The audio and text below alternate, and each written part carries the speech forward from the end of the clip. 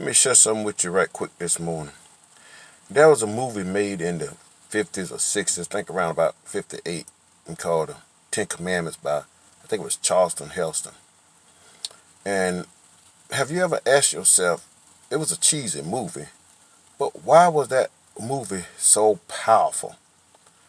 You know, when you look at it, the picture that it was trying to draw and show to us, I can understand perfectly why.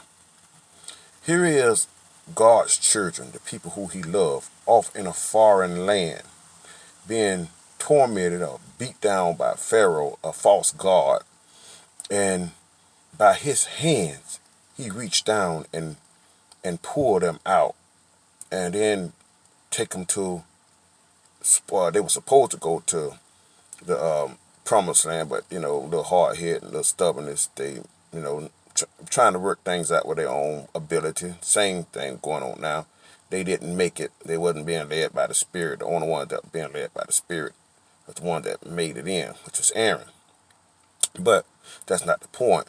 The point is, it's the clear picture of us today, off into a foreign land, sold into sin slave, and beat down by Satan, sold into sin, shaped in iniquity, however the scripture goes. But we are God's children, and he loves us, and he's reaching down his most powerful hand through Jesus Christ. But at that time, it was Moses. The hand of God was with Moses, and therefore that's the message that God is relaying to us today, even though it was back in the 50s. And now we got preachers now that want to beat down the Ten Commandments. But when you understand God and his awesomeness, how he dealt with people, how they was able to comprehend, begin to bring them to grace through the Ten Commandments. And Jesus said, I ain't come to destroy them, I come to fulfill them. I'm the conclusion of them. The thing that God started with Moses, I'm here to finish it up and to show you the clear picture of it. But now we want to preach that it's the end of it. No, it's the clear picture of what God started with Moses. God is not going to go against Moses, and Moses is not going to go against God, because that'll be contradictory. Because the things that Moses, those 10 commandments that God wrote by his hand, that Moses brought from the mountain, you can't get me to come against them.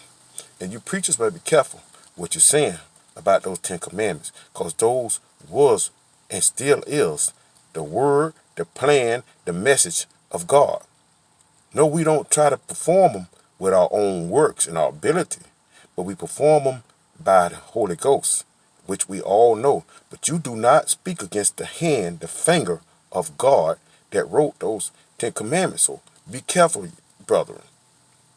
But the whole picture is the awesomeness of God. He's able to reach us in different ways that you will never understand. He deal with, I would say, I don't like to use the word retarded, but he can deal with people that's retarded or not capable to learn the way he know how to deal with them. He could deal with a black man the way he know how to deal with a black man.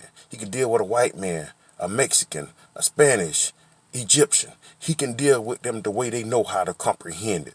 That's how awesome he is. So to sit around and think you got all the truth and got God figured out, you're a long ways away.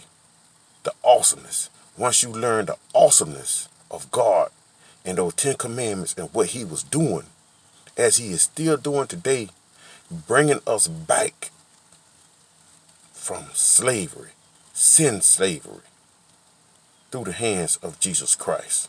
What an awesome God we have.